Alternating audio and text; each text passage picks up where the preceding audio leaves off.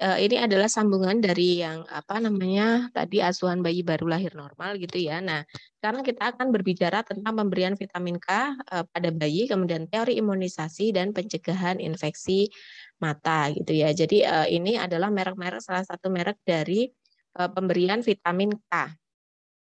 Ada pitoniasin ini 2 miligram per mili. Ini 2 miligram per mili gitu. Lanjut.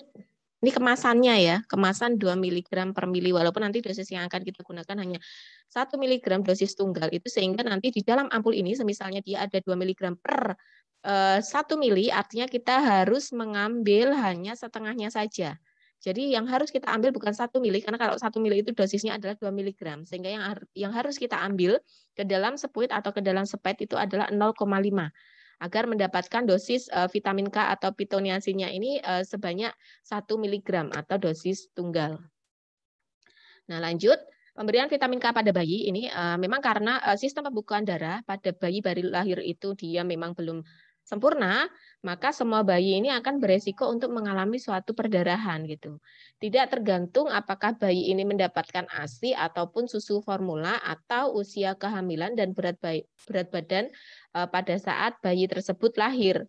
Tapi perdarahan ini bisa ringan atau menjadi sangat berat berupa perdarahan pada kejadian ikutan pasca imunisasi ataupun perdarahan intrakranial pasca persalinan. Sehingga memang harus kita lakukan penyuntikan vitamin K ini agar pembekuan darah si bayi ini dia bagus dan tidak terjadi perdarahan gitu ya. Nah, untuk mencegah kejadian di atas itu, maka pada semua bayi baru lahir, apalagi bayi berat lahir rendah, harus diberikan suntikan vitamin K atau pitomenadion itu sebanyak 1 miligram dosis tunggal.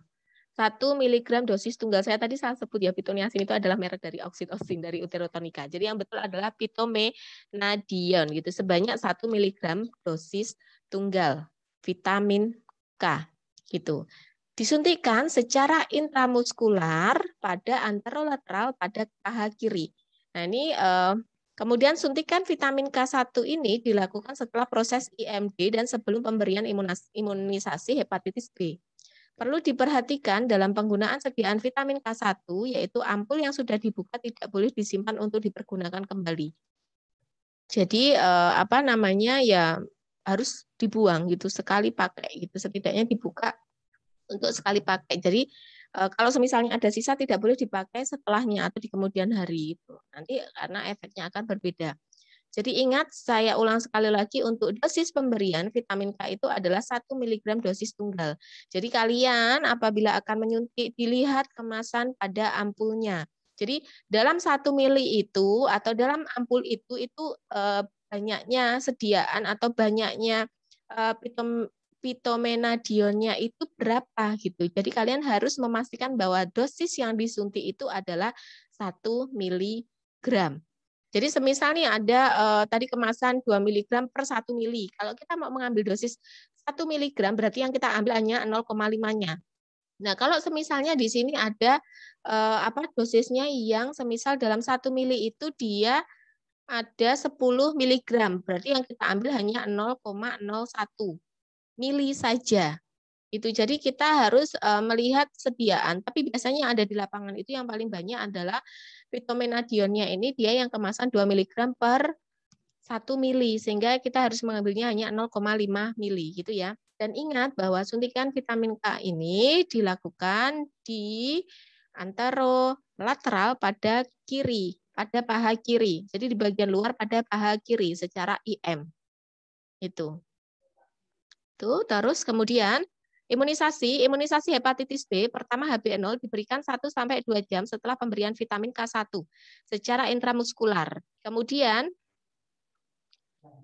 setelah itu sebentar. Nah. Oke. Bentar saya slide. Nah, kemudian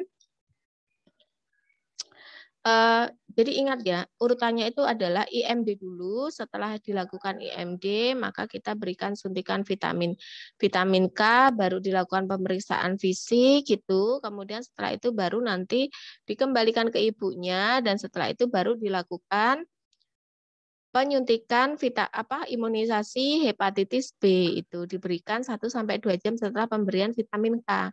Jadi sebelah kiri tadi disuntikan vitamin K, nanti di sebelah kanan itu disuntikan imunisasi hepatitis B. Dosisnya berapa? Dosisnya adalah 0,5. Biasanya sekali dosis atau menggunakan imunisasi yang Unicheck gitu.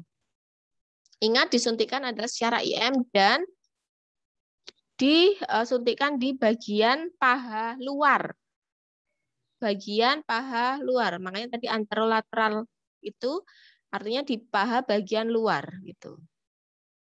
Gitu. Terus kemudian imunisasi hepatitis B ini bermanfaat untuk mencegah infeksi hepatitis B terhadap bayi, terutama jalur penularannya itu ibu melalui bayi gitu. Kalau misalnya jelas itu kalau ibu yang hepatitis B kan bisa jadi nanti bayinya akan tertular hepatitis B gitu.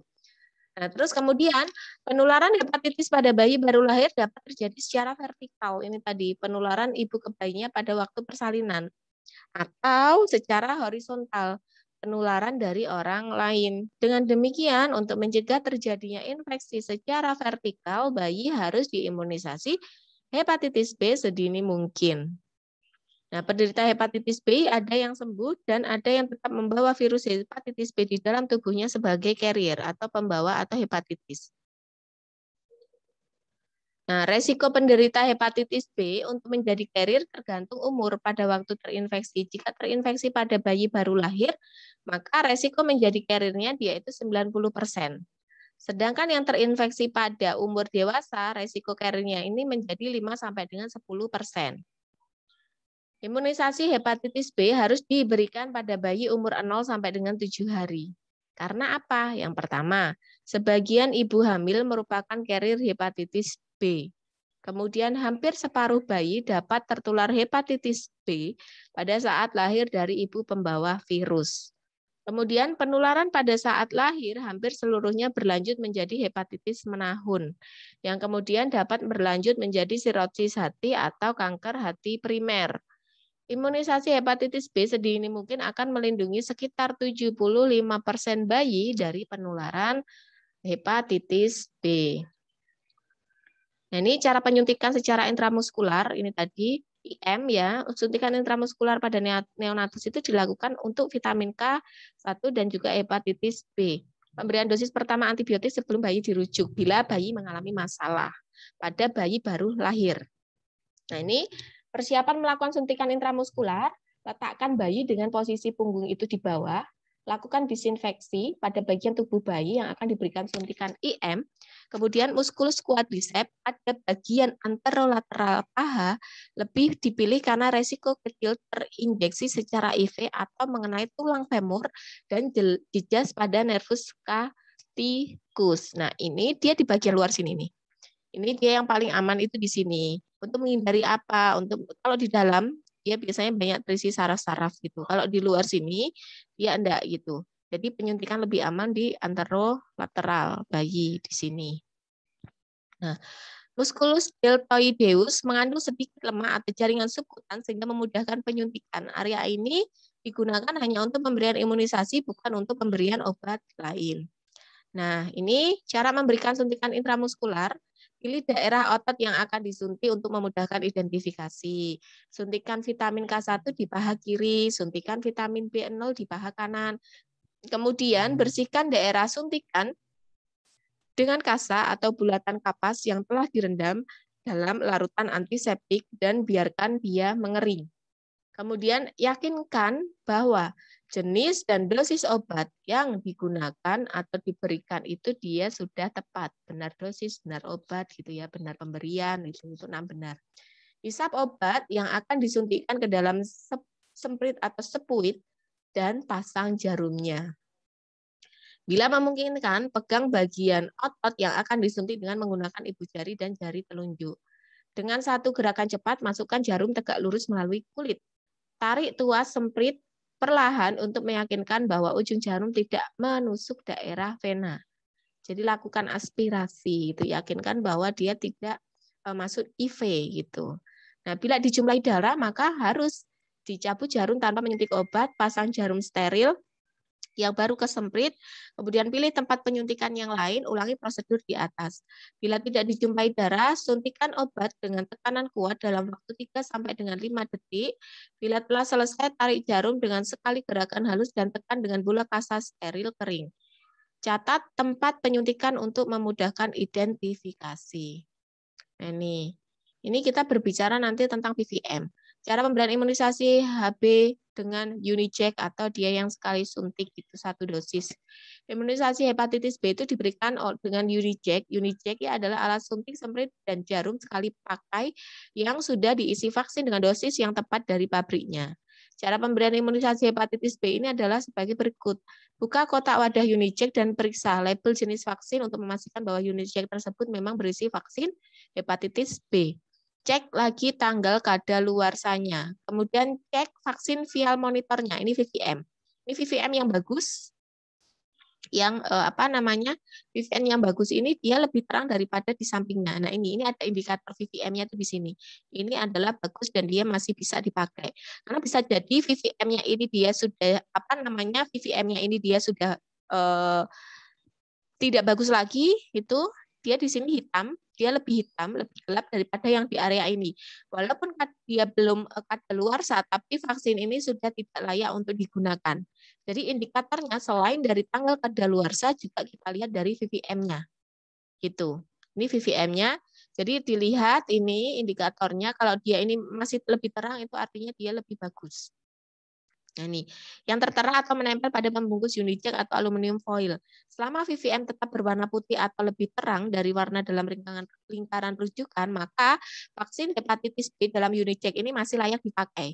Tapi bila warna VVM sudah sama atau lebih tua dari warna lingkaran rujukan, maka vaksin dalam Unicheck tersebut sudah tidak layak dipakai walaupun tanggal kadaluarsanya masih lama. Jadi ini yang layak dipakai. Jadi dia masih terang dari ini indikatornya. Ini dia lebih terang. Kalau ini dia sudah sama, sudah tidak layak dipakai, ini sudah lebih hitam, apalagi lebih tidak layak dipakai lagi. Walaupun tanggal kadaluarsanya belum kadaluarsa gitu. Oke, lanjut. Buka kantong aluminium atau plastik dan keluarkan Unicheck. Kemudian pasang Unicheck pada bagian leher dan bagian tutup jarum.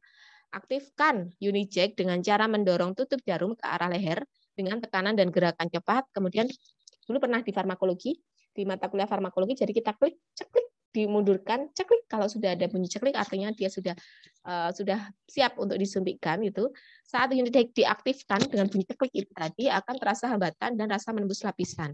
Buka tutup jarum, selanjutnya tetap pegang Unicheck pada bagian leher dan tusukkan jarum pada pertengahan pada bayi secara intramuskular IM, tidak perlu dilakukan aspirasi. Ingat, ini untuk Unicheck tidak perlu dilakukan aspirasi karena dia bentuknya Unicheck. Pijat reservoir dengan kuat untuk menyuntikkan vaksin hepatitis B, jangan memasang kembali tutup jarum. Buang Unicheck yang telah dipakai tersebut ke dalam safety box. Gitu. Jadi kalau vitamin K tadi karena dia jarumnya itu dia tidak Unicheck, kita ini sendiri, jadi kita butuh aspirasi. Tapi kalau ini di vaksin hepatitis B ini dia sudah dalam kemasan dan kita harus mengaktifkan dulu dengan bunyi ceklik itu tadi. Kalau dia sudah aktif, artinya sudah siap untuk dilakukan penyuntikan dan kemudian tanpa aspirasi langsung kita suntikan dengan tentunya semuanya adalah IM, intramuskular, sudutnya adalah 90 derajat.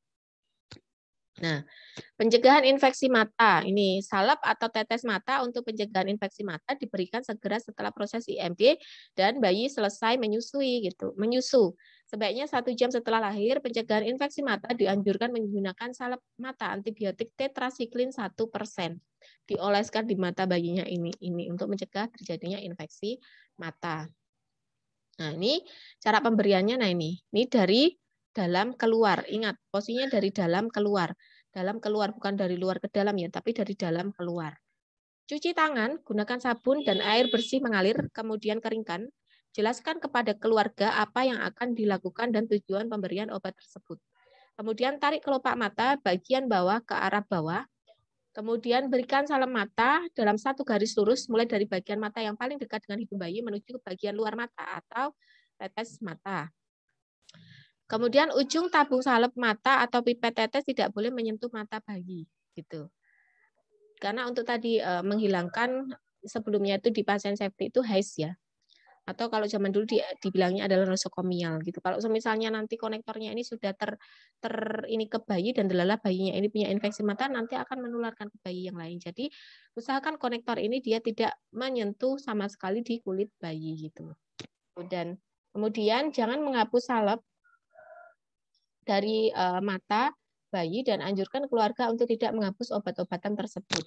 Jadi kita beritahukan. Kadang kan ada kalau kita lupa untuk memberitahu, dikira keluarganya itu adalah kotoran karena sedikit becek di mata itu karena akibat salepnya dia mungkin yang mulai mencair gitu ya. Nah, itu dikiranya itu kotoran dan diusap padahal itu adalah obat. Jadi harus kita konselingan kepada orang tua bayi tersebut.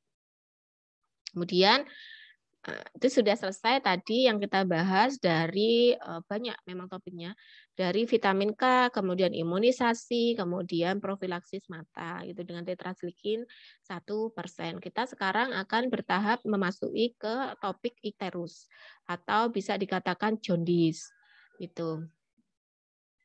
Ini ikterus pada bayi gitu, ikterus neonatus atau neonatus jaundice atau hiperbilirubemia. Ini adalah kondisi yang membutuhkan perhatian medis khusus. Jaundice ini diambil dari bahasa Prancis jaune yang artinya kuning. Nah, sedangkan ikterus diambil dari bahasa Yunani yaitu ikteros. Nah, manifestasi yang bisa kita lihat itu adalah kuning pada kulit dan bagian putih mata. Hal ini terjadi karena penumpukan bilirubin yang belum terkonjugasi dengan benar, dengan bagus di dalam tubuh bayi. Nah, bilirubin ini itu apa sih? Bilirubin itu adalah hasil metabolisme hati yang berperan dalam pewarnaan urin dan feses. Nah, bilirubin itu terdiri atas bilirubin terkonjugasi dan tidak terkonjugasi. Nah, kondisi ini itu dipengaruhi oleh banyak faktor dengan banyak gejala. Ikterus pun bisa menjadi suatu hal yang wajar fisiologis, bisa pula tidak atau bisa pula tidak fisiologis, yaitu artinya dia mengarah ke patologis. Nah, ikterus normal atau fisiologis ini jika dia munculnya 24 jam sampai dengan 72 jam dan menghilang sebelum usia 2 minggu ini masih dikatakan dia itu fisiologis. Gitu ya, bilirubin yang belum terkonjugasi atau unconjugate bilirubin ini terdeteksi di dalam darah itu kurang dari 15 mg per dl, namun menurut AAP masih dianggap normal jika di bawah 17 sampai dengan 18 mg. Nah, ini penyebabnya apa? Meningkatnya produksi bilirubin atau hemolisis, kurangnya alat pengangkut bilirubin, kemudian penurunan ambilan bilirubin oleh hati, kemudian penurunan konjugasi bilirubin oleh hati, penurunan ekskresi bilirubin, dan peningkatan sirkulasi enterohepatik. Contoh penyebab yang sering dari ikterus jenis ini itu adalah kurangnya asupan ASI. Itu sehingga kita menganjurkan pada bayinya ini, pada ibunya harus disusui on demand. Nah, ingat ya, tadi kalau dia masih dikatakan fisiologis itu kalau munculnya itu 24 jam sampai dengan 72 hari. Nah, kalau dia yang ikterus patologis itu timbul pada saat lahir atau kurang dari 24 jam setelah lahir. Jadi pada saat dia lahir itu sudah terlihat bahwa bayi itu kuning gitu. Nah, kenaikan kadar bilirubin yang berlangsung itu cepat lebih dari miligram per dl per hari. Kemudian pada kondisi bayi prematur, kemudian menetap bahkan setelah usia 2 minggu, atau peningkatan bilirubin terkonjugasi, itu lebih dari 2 mg. Nah, ikterus jenis ini juga dapat memiliki gejala lain, misalnya kencingnya itu seperti teh, BAB-nya itu seperti dempul. Kemudian pada ikterus jenis ini dapat disebabkan oleh penyakit hemolitik, gangguan hati dan empedu, serta masalah lain yang memang butuh penanganan secara khusus gitu. Itu adalah tanda-tanda ikterus patologis. Ingat ya, ikterus patologis itu dia terjadi setelah bayi itu lahir, pada saat lahir sampai dengan kurang dari 24 jam. Kalau dia timbul setelah 24 jam sampai 72 hari, 2 jam, itu dia masih dikatakan ikterus fisiologis. Biasanya kalau yang ikterus fisiologis ini dia kurang asupan ASI gitu. Nah, ini apa yang bisa dilakukan untuk ikterus patologis ini? Jika anak masih mengalami ikterus yang fisiologis disarankan untuk menjemur bayi pada pagi hari jika ternyata penyebabnya adalah kurangnya asupan ASI, susui anak Anda itu lebih sering, itu The American Academy of Pediatrics ini, asosiasi nih ya, APP ini tidak menganjurkan untuk memberhentikan ASI. Dan justru merekomendasikan pemberian ASI itu minimal 8 sampai dengan 10 kali dalam 24 jam. Ketika melihat bayi itu kuning, jangan panik, kemudian bawa langsung ke tenaga kesehatan. Ini adalah derajat Krimer. Kalau dia derajat 1 itu dia masih di area kepala dan area leher. Ini dia derajat Krimer 1. Yang artinya kalau misalnya diukur itu kadar bilirubinnya itu dia 5,5 miligram persen. Kemudian kalau semisalnya dia derajat 2 ini, dari derajat 1 kepala leher ini sampai dengan batas atas ini. Batas atas ini. Dia dikatakan untuk bilirubinnya adalah 90 miligram. Kemudian untuk derajat 3,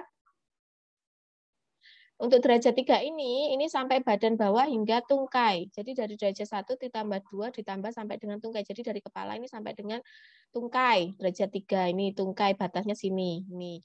Kemudian sampai daerah lengan kaki dan bawah lutut ini untuk derajat 4. Ini di sini. Ini dari ini sampai dengan sini, ini derajat 4. Derajat 5 itu kalau dia sampai dengan telapak, artinya seluruh apa namanya? Seluruh badan bayi ini derajat 5.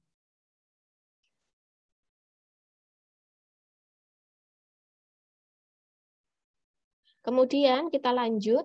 Jadi ingat ya, derajat 1 itu hanya kepala dan leher, derajat 2 itu dari kepala leher sampai dengan batas atas di sini. Kemudian derajat 3 itu dia sampai dengan apa namanya? Badan bawah hingga tungkai. Kemudian derajat 4 badan bawah sampai tungkai ini. Nih, sampai tungkai, derajat 4 ini sampai dengan bawah lutut. Kaki kalau derajat 4 derajat 5 itu sampai dengan telapak kaki dan tangan. Ini bilirubinnya kadarnya dalam pemeriksaan itu 5, 9, 11,4, 12,4 sampai dengan 16. Lanjut. Nah, perilaku bayi baru lahir. Ini materi terakhir. Nah, karakteristik bayi ini adalah mempunyai pipi itu kemerahan, kemudian montok, kemudian serta mata itu yang mungkin masih terpejam atau sedikit terbuka. Kepala bayi baru lahir itu mungkin mendatar atau mempunyai bentuk yang tak beraturan sesudah lahir. Ini dikatakan masih normal karena dia penyesuaian pada saat lahir gitu ya. Dan mungkin lebih besar atau tidak proporsional bila dibandingkan dengan tubuh bayi. Nah, bayi ini mungkin lebih kecil dibandingkan dengan bayangan orang tua. Mungkin terdapat goresan pada muka bayi akibat kukunya yang panjang dan mungkin mempunyai telinga yang bentuknya masih tidak beraturan. Daun telinga ini masih lemas atau kaku terlipat ke bawah. Nih, dalam waktu seminggu penampilan bayi ini akan banyak berubah. Bentuk kepalanya yang tidak beraturan ini menjadi lebih bulat dalam waktu 2 minggu. Kemudian mata yang terpejam ini perlahan-lahan dia akan terbuka di minggu pertama. Kemudian koordinasi mata yang baik akan terjadi pada saat itu. Kemudian berat akan turun sedikit dan bentuk telinga akan menjadi normal dalam waktu 1 bulan. Ini. Dan kemudian ada tambahan lagi, biasanya untuk perilaku bayi normal ini kalau dia itu nangis itu jangan ini dulu, jangan apa namanya, jangan khawatir, langsung kita cek apakah bayi ini memang dia lapar sehingga dia menangis, atau bisa jadi mungkin si bayinya ini dia buang air besar atau buang air kecil. Jadi itu yang harus kita cek. Itu. Nah, referensi yang saya ambil ini dari WHO, kemudian dari ini dan dari WHO 2006. Ya, sekian dan terima kasih untuk perkuliahan kita pada siang hari ini telah selesai. Nanti akan kita diskusikan melalui e-link apabila masih kurang jelas gitu ya. Terima kasih. Billahi taufiq wal hidayah. Wassalamualaikum warahmatullahi wabarakatuh.